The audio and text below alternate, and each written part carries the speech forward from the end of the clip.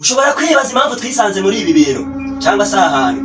Niba ushobora kuba uri kumwe n'inshuti yawe magara cyangwa umuvandimwe ariko telefone ikamuruta, uhamagawe no mu diaspora. Bakunzi ba Hollywood mwaramutseho. Nkuko mubimenyereye tubagezaho ibyegeranyo bitandukanye ku mateka y'abantu, inyamaswa, amashaka ndetse n'ibindi. Uyu munsi turaganira ku nshuti. Hari inshuti magara, hari inshuti rusange. Uyu munsi ngiye ndavuga ku nshuti yanjye, ariko nawe wumve ku yawe. Uyu munsi inshuti yanjye magara ntabwo nyibabwiye izina, ariko umwanya nihereza nungana n'umpereza indi nshuti. Mufite amatsiko yo kumenya iyo nshuti. Iyi ni telefone, smartphone ngendanwa. Iyi ni telefone ibitse amabanga yanjye bikomeye, irimo umubare w'ibanga nshobora gushiramo nkagera ku gikorwa nshaka kugeraho. Iyi ni telefone.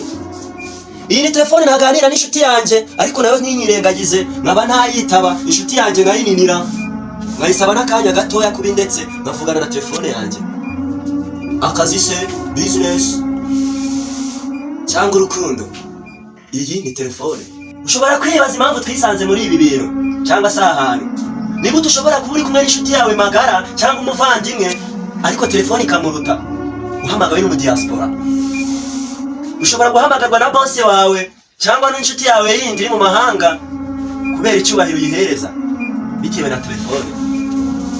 Telefone ituma wirengagiza umuvandimwe muri kumwe, ukirengagiza inkono utetse yemwe niyo yashirira ntubyumve. Umwana agakubagana akangiza nyina ari muri telefone. Telefone ni inshuti. Ni inshuti ishobora kukugomesha ugahomba ibindi, ariko yo mukagumana. Utagize ubukene ngo uyigurishe, telefone ntaho yajya keretse igize impanuka.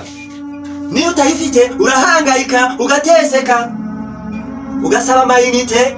Ukuntu kumisinga phone, kugusaba amayinite cyangwa guhamagara umuntu ukoresheje telefone yiwe ni ikimenyetso kigaragaza urukumbuzi uba wagiranye n'umuntu, ariko bitewe na telefone. Telefone itandukanye umugore n'umugabo. Telefone ituma umwana yirengagiza umubyeyi we. Yemwe telefone ni n'akazi. Izo TikTok, izo WhatsApp, izo YouTube channel zose ni inyungu za telefone. Telefone ishobora no gutuma uhomba. Abamamini bayigiye kure, bashobora kuguhamagara kuri telefone yawe bakakubwira imibare ukanda ukabura amafaranga. Ibyo ni ibihombo bya telefone. Gusa turayikunda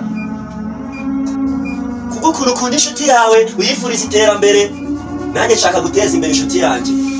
Kubw'iyo mpamvu niyo mpamvu ndi gukotereza iPhone 15 Pro Max kugira ngo ngire inshuti ihenze. Ese natwe iradukunda?